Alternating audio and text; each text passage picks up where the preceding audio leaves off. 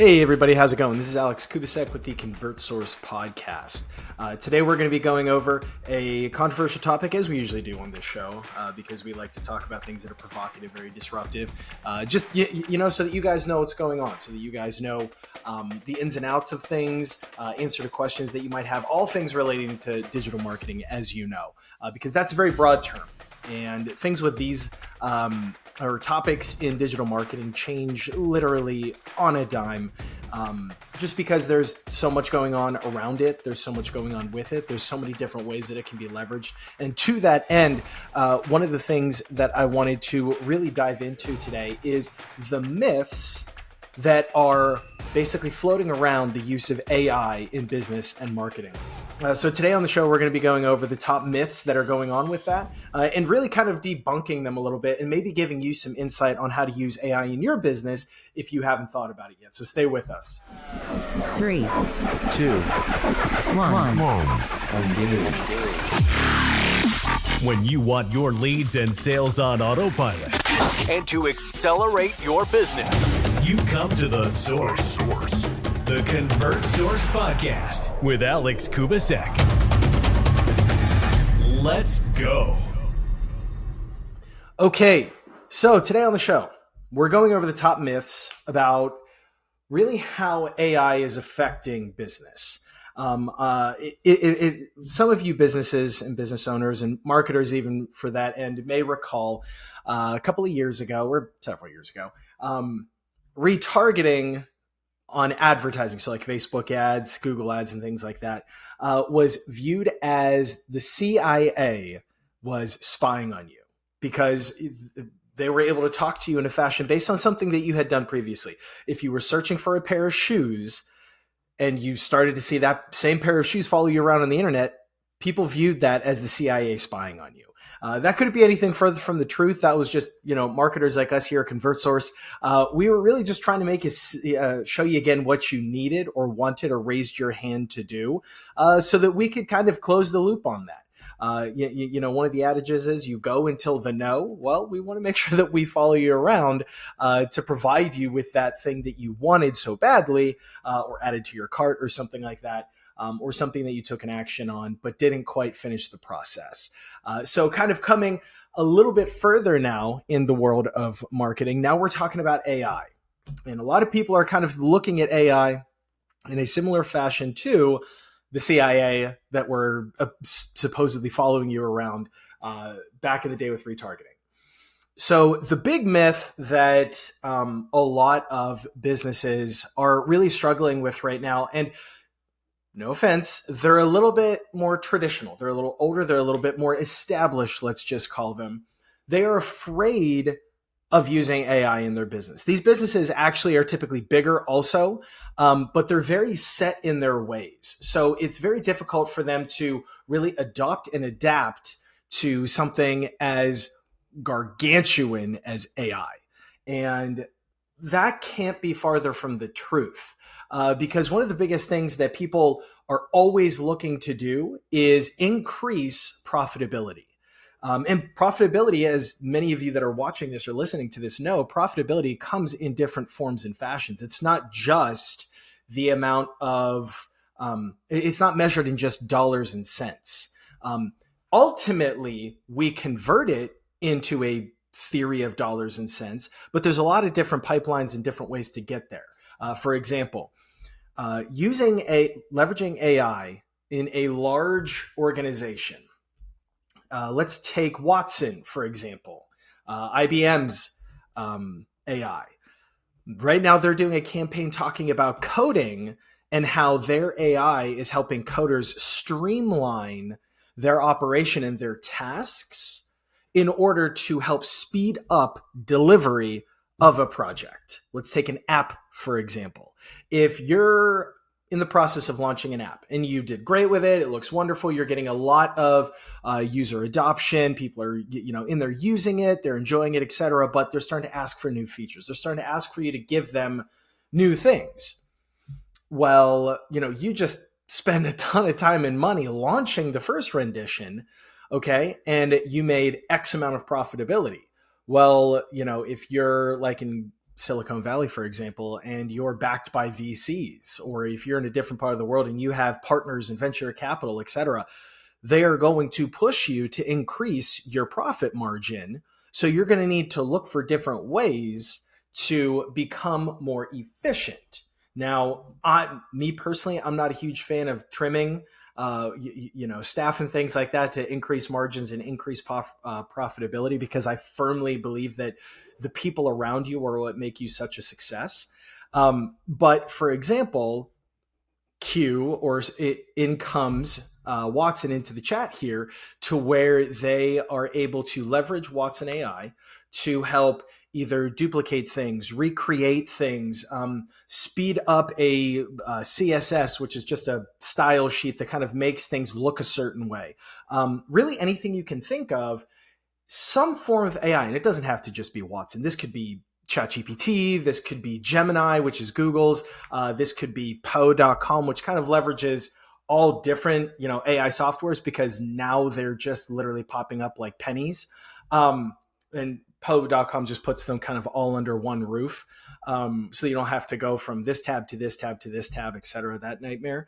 But leveraging that AI, kind of like closing the gap on this one, speeds up and streamlines your operation so that you can reduce the time it takes to get something done and published, so that you can get to market faster, right? Because that's where the money is.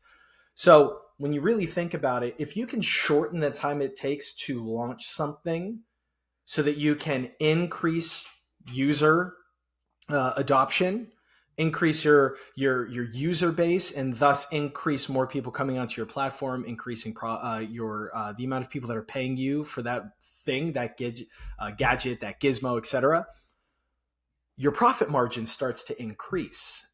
And the way that you did that was you leveraged AI to streamline and speed up your operation to deliver the same fantastic result, but you were able to put less time between your launch date and getting to market, or your jumping off point and getting to market, and thus increasing the margin of profitability. And so that is one of the ways that big businesses, in a nutshell, are starting to adopt and to adapt AI into their business, because if they can multiply their workforce with AI and kind of basically clone, let's just say, all of their top people in their organization, you're leveraging you literally have a smarter organization.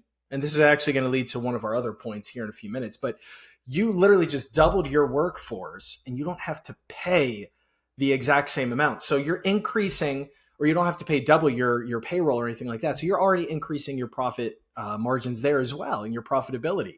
So if you're a larger organization, you're just kind of dabbling around, and maybe you're in charge of really kind of bringing and spearheading AI into your larger organization, use a few of these different types of methodologies and mentalities to, help other people in your organization kind of understand the concept of how to adopt and adapt a workforce to using AI to help increase profitability. Okay.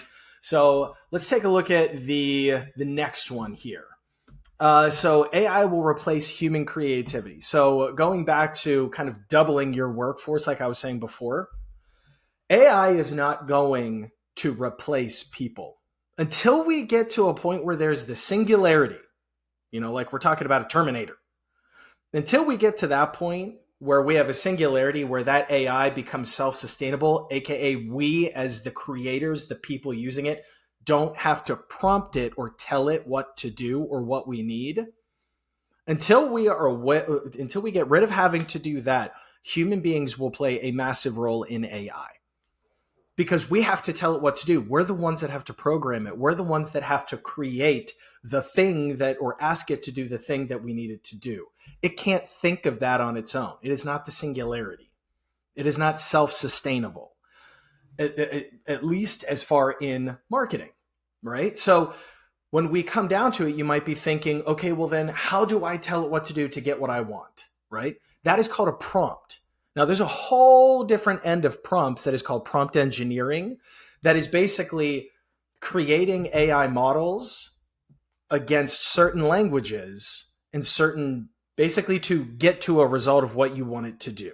That's prompt engineering. There's a lot of money in it. It's still very, it's new-ish in terms of the grand scheme of business. It's new. To people who have been doing it, it's not. They're looking for the next thing. But human beings are not going to be replaced by AI. Not anytime soon. That's just the way it goes. Because we have to tell it what to do. We have to program it to do what we want it to do.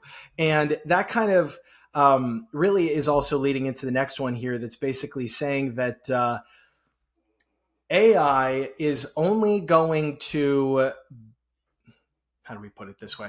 AI is not going to be able to do exactly what I need to get the result that I need. So for example, when you have a set of prompts, okay, or actually better yet, you don't have a set of prompts. You don't know what you want it to do. Of course, the AI is just going to sit there, right? If you've ever used ChatGPT, you essentially type in, as if you were doing a Google search, you type in what you would like it to do. The reason why you might not get such a favorable answer from it is because you didn't put in the proper prompt to tell it what to do or what you needed. And so the best way that you can do that is to get yourself some good prompts. There are prompts for sale all over the world that are marketing specific, that are digital marketing specific, that are HR specific. You can get prompts for any industry, any vertical, any level, any job, any competency that you need. There are prompts created for. So all you have to do is just go search for them.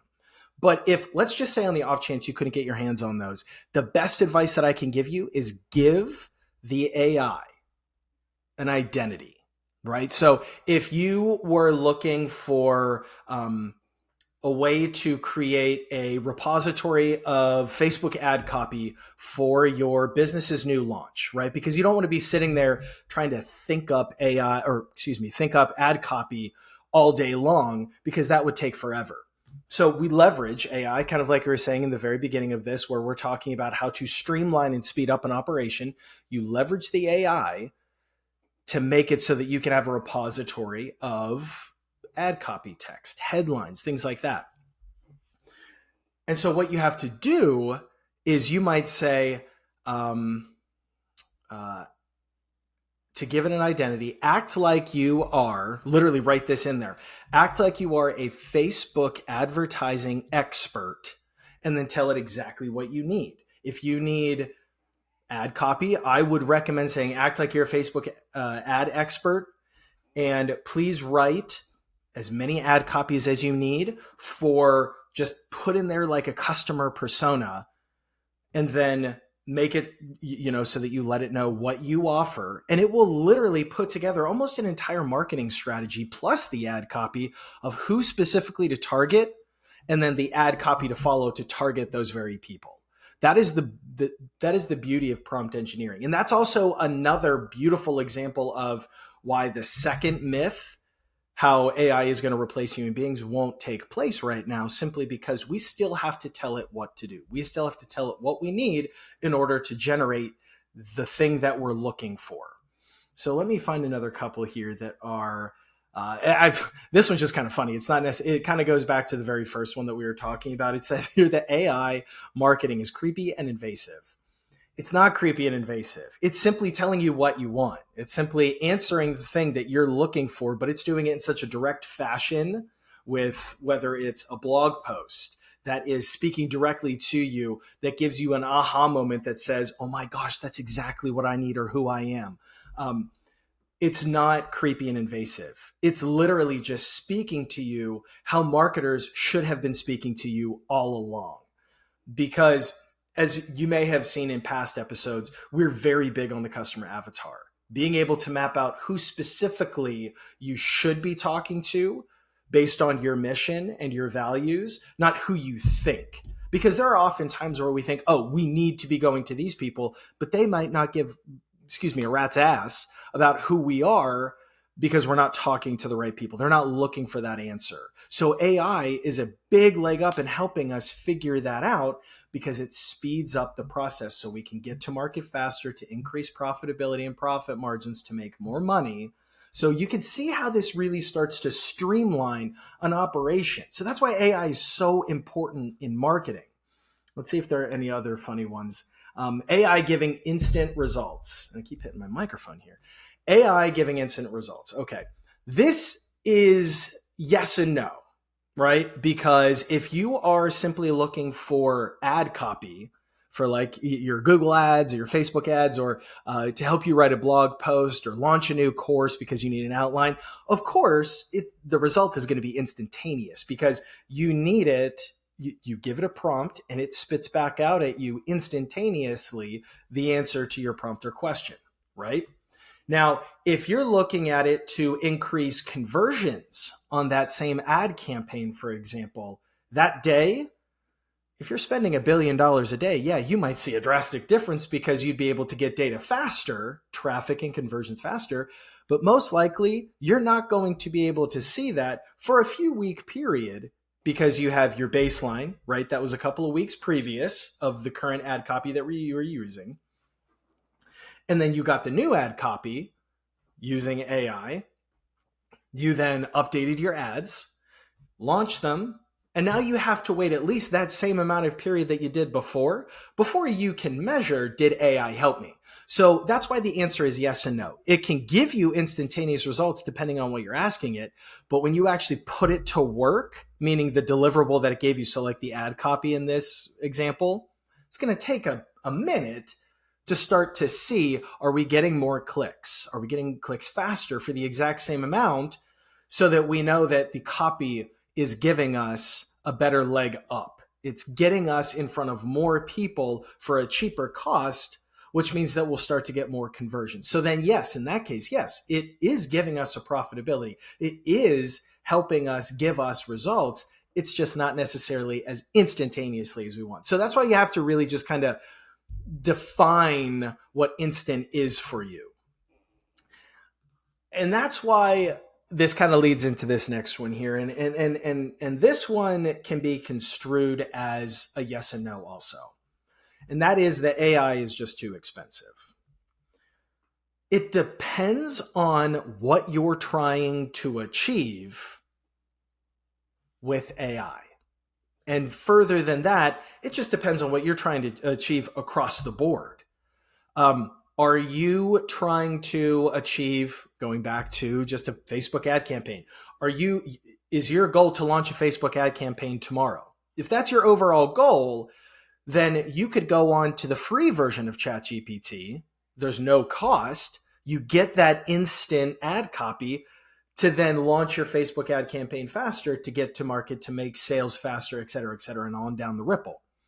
That is a free version that didn't cost you anything, but yielded much more profit for you. It increased your profit margins because you got to market so fast and there was no overhead cost. There are other types of AI that are still considered part of marketing, but it's on maybe more of an organizational level. So going back to kind of Watson AI, that is designed a little bit more around streamlining and speeding up a workforce versus launching a campaign faster. Now, when you're looking at AI like that, that is going to be quite an expense. And also because, it is a larger organization. So there's going to be, all that type of thing with inflated costs, et cetera, et cetera. But when you're a small to medium-sized business, you're going to be looking for those apps, those things, those small pieces of software to solve the problem. Because let's just face it, if you're a small to medium-sized business, there is a good old chance that you're going to be wasting a ton of cash on parts of AI that you just won't use because your business isn't there yet. So my firm recommendation to you as a marketer, as a business owner, as an operator, whatever version of business you're in, take a look specifically at your overall goal as a business.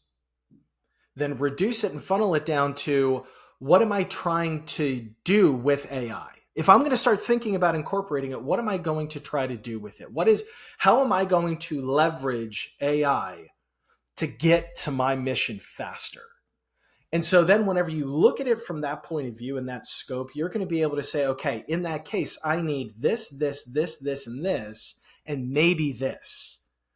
And then what you're going to be able to do is you're going to be able to say, okay, here is my need list. Here is my want list. And when you start searching for the AI solution that best fits your needs, you're going to be able to make sure that it's not costing you more than you need to achieve that end result, right? So in that case, I really don't think that AI costs too much because it just depends on what you're trying to do. If you're going to use AI to streamline your workforce and double your workforce, like in the beginning example, to get double the coders to get your app launched faster, it's probably going to be more expensive because the end result is going to yield far more in dollars and cents. And so, of course, that app is going to want to take a piece of that. So it's going to be more expensive. So you really just have to boil it down to specifically your business and how you're going to use it in parallel. So I think we've got time for one more here. Let's see if we can find a funny one. Okay. Okay, so AI marketing is cold and robotic. I don't know if any of you have ever used, let's just say, ChatGPT before. But because the majority of people, that was the first one, kind of the game, so let's just go with it. If you gave it the right prompt, and you can even, because you have to give it an identity to give it a better chance of giving you the result you're looking for, you can even say that, imagine, AI loves the word imagine. Imagine that you are a Facebook ads expert, and I need this, that, and the other thing to help me to sell or brand this product or service. But you can then tell it to put it in a funny, a witty, a serious, a professional but funny tonality, so that it starts to sound like maybe who you are, for example, to essentially duplicate yourself, right? So when you look at it from that sense, it's not cold and robotic because it's just based on what you tell it to do. If you don't give it enough, it's going to come back with something that's kind of a little bit more cut and dry, but that's still going to be the answer to your question. And the thing is, or to your prompt, and the thing is, it's only your fault if it's cold and robotic because you didn't tell it to have a sense of humor. So, these are just the big things that kind of have come across and come down the grapevine over the last year and change, that AI has really started to take the business world by storm. And I mean, it's just starting to tap into how we can adapt it in our everyday lives as well, because there are apps out there that are grocery list apps that are now incorporating AI to help you, better organize your grocery list, to decrease the cost. Here's some coupons that, weren't available last time that are based on things that you have purchased in the past. There's all kinds of different renditions that AI is being used in everyday lives now, but in business, these are kind of the things that have been the biggest myths that we found that were funny, that would be more useful to you. So if you were on the fence or you were starting your journey about getting AI into your business, it's not cold and robotic. It's not following you around like the CIA. It's not creepy. If you're a big business, you can definitely use it in your, large enterprise organization to streamline operations, to, shorten the time to sale and increase profit margins, just like anything else. But overall, looking at AI, just remember that it is there to get you to market faster.